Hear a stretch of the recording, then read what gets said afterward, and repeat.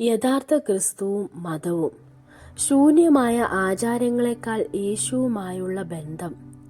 ന്യായശാസ്ത്രജ്ഞന്മാരും പരീശന്മാരും കപടന്മാരെ, നിങ്ങൾ വെള്ളം പൂശിയ കല്ലറകളെപ്പോലെ ആകുന്നു.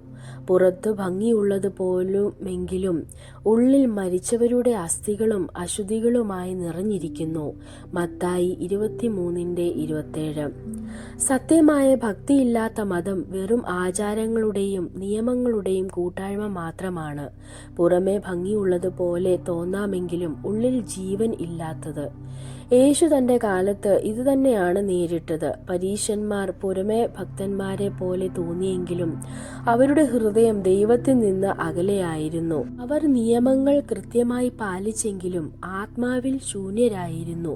യേശു ഒരു പുതിയ മതം തുടങ്ങാനല്ല വന്നത്, മനുഷ്യനും ദൈവവും തമ്മിലുള്ള തകർന്ന ബന്ധം പുനഃസ്ഥാപിക്കാനാണ് അവൻ വന്നത്. യഥാർത്ഥ ക്രിസ്തീയത ചട്ടങ്ങൾ പാലിക്കുന്നതോ ആരാധനയിൽ പങ്കെടുക്കുന്നതോ ശൂന്യമായി പ്രാർത്ഥന ചൊല്ലുന്നതോ അല്ല.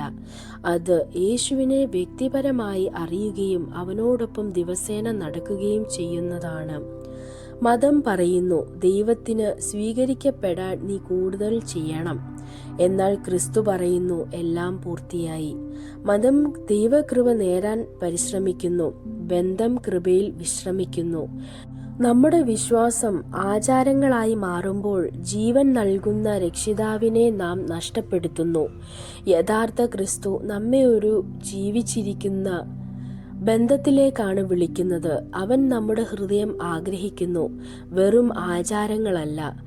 പ്രാർത്ഥനയും വചന പഠനവും സേവനവും ദൈവത്തെ ആകർഷിക്കാൻ വേണ്ട കടമകൾ അല്ല, മറിച്ച് അവനോടൊത്തു ചേരാനുള്ള അവസരങ്ങളാണ്. സ്നേഹത്തിൽ നിന്ന് ചെയ്യുന്ന കാര്യങ്ങൾ മാത്രമേ യഥാർത്ഥ വിശ്വാസത്തിന്റെ പ്രകടനമാകൂ. യേശു ഏറ്റവും കടുപ്പമായ വാക്കുകൾ പറഞ്ഞത് പുറമേ ഭക്തരായി തോന്നിയെങ്കിലും കരുണയില്ലാത്തവർക്കാണ്. അവൻ ഭാവനയേക്കാൾ ആത്മാർത്ഥതയെ വിലമതിച്ചു. നമ്മുടെ വിശ്വാസത്തിന്റെ അളവുകോൽ ആചാരങ്ങളല്ല, മറിച്ച് നമ്മുടെ ജീവിതം യേശുവിന്റെ സ്വഭാവം, സ്നേഹം, വിനയം, ദയ, സത്യം എത്രമാത്രം പ്രതിഫലിപ്പിക്കുന്നു എന്നതാണ്. ഞാൻ മതം ആചരിക്കുകയാണോ? യേശുവുമായി ബന്ധം പുലർത്തുകയാണോ? യേശുവിന് നിന്റെ പൂർണ്ണത വേണ്ട, നിന്റെ സാന്നിധ്യം മതിയാകും. അവനോടൊപ്പം നടന്ന് സംസാരിക്കൂ. അവന്റെ ആത്മാവ് നിന്നെ അകത്തു നിന്ന് മാറ്റട്ടെ. പ്രാർത്ഥിക്കാം. കർത്താവായ യേശുവേ, ശൂന്യമായ മതത്തിൽ നിന്ന് എന്നെ വിടുവിക്കണമേ. നിന്നെക്കുറിച്ചല്ല, നിന്നെ അറിയാൻ എന്നെ പഠിപ്പിക്കണമേ. ദിവസേന നിന്നോടൊപ്പം നടക്കാനും നിന്നെ സ്നേഹത്തോടെയും വിശ്വാസത്തോടെയും സേവിക്കാനും എന്നെ സഹായിക്കണമേ.